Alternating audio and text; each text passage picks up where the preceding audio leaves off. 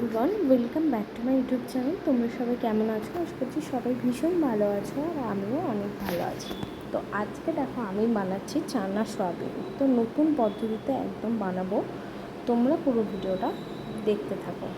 দেখো আমি প্রথমে চানা সয়াবিনগুলোকে ভিজিয়ে নিয়েছি, আর এদিকে কড়াইতে তেল দিয়ে আমি ভিজিয়ে রাখা সয়াবিনগুলোকে প্রথমে ভেজে তুলে নেব। দেখো আমি শুধু কড়াইতে তেল দিয়ে সয়াবিনটাকে ভেজে নিচ্ছি।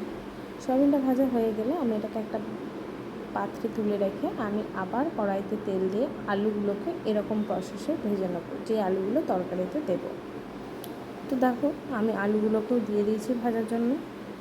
আলুগুলোকে এরকমই শুধু তেলে ভেজে তুলে নিতে হবে। ভেজে তুলে নেওয়ার পরে আমি এর মধ্যে কী দিচ্ছি আমি তোমাদের সাথে পুরো ভিডিওটা দেখাচ্ছি। তোমরা পুরো ভিডিওটা দেখতে থাকো, স্কিপ না করে। আবার কড়াইতে তেল দিয়ে আমি দিয়ে দিলাম পেঁয়াজ কুচি করতে। পেঁয়াজটা কুচি হয়ে গেলে আমি এর মধ্যে দিয়ে দেবো রসুন আর টমেটো আর দেবো লঙ্কা, দিয়ে এটাকে ভালো করে ভেজে নিচ্ছি। ভালো করে ভাজা হয়ে গেলে আমি এর মধ্যে এর মধ্যে আর কিছু দেবো না কিন্তু। এরপরে আমি এটাকে আবার তুলে রাখবো। আর এদিকে দেখো আদা আর জিরে বাটার জন্য মশলা রেডি করছি, আর এদিকে আমি ভাজাগুলোকে কিন্তু তুলে রাখলাম। এবারে কিন্তু আর ভাজার সাথে রান্না করছি না, তোমরা কিন্তু পুরো ভিডিওটা ভালো করে দেখতে থাকো, তাহলে বুঝতে পারবে। একদম নতুন পদ্ধতিতে করছি। এদিকে দেখো আলু আর সয়াবিনটা ভাজা ছিল, আমি এর মধ্যে এই পেস্টটাও দিয়ে দেবো। তার মধ্যে আমি কী দিচ্ছি দেখো, আমি দিচ্ছি শুধু নুন আর হলুদ আর একটুখানি শুকনো লঙ্কার গুঁড়ো দিলাম। দেওয়ার পরে আমি যে আলু, এদিকে পেঁয়াজটা, লঙ্কাটা, টমেটোটা ভেজে রাখলাম, এগুলো কিন্তু এর মধ্যে দিয়ে দেবো। আর এদিকে জিরে আদা বাটাটা আমি দিয়ে দিলাম। জিরে আদা বাটা দেওয়ার পরে আমি এগুলো পেস্ট করে আমি কিন্তু দিয়ে দিলাম। পেস্ট করা হয়ে গেলে আমি এটা কিন্তু ভালো করে ম্যারিনেশন করে রেখে দেবো সয়াবিন আলু ভাজার সাথে।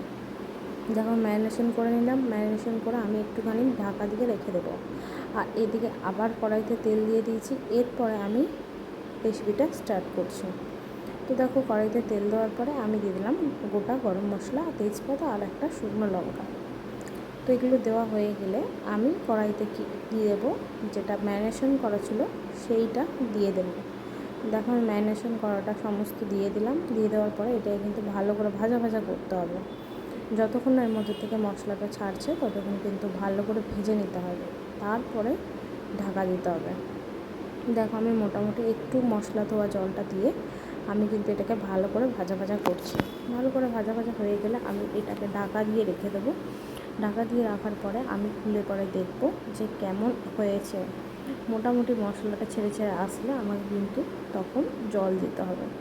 তো হয়ে গেছে মোটামুটি কষা হয়ে যাওয়ার পর আমি এর মধ্যে দিয়ে দিলাম জল। আর জল দেওয়ার পরে আমি এটাকে ভালো করে আলুগুলো সেদ্ধ হওয়ার জন্য ঢাকা দিয়ে দেবো।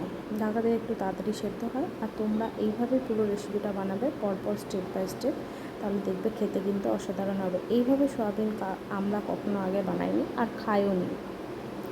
এইভাবে বানিয়ে আমাদের কিন্তু বেশ ভালোই লাগলো, আর খেতে তো অসাধারণ হয়েছিল। তোমরা না বানালে না খেলে তো বুঝতে পারবে না। আর এদিকে দেখো আমি ওপর থেকে দিয়ে দিলাম একটু ধনেপাতা কুচি। তো জাস্ট কিছু বলার নেই, এতটা সুন্দর হয়েছিল। তো দেখা হচ্ছে পরে নতুন একটা রেসিপি নিয়ে। তো সবাই ভালো থাকবে, সুস্থ থাকবে।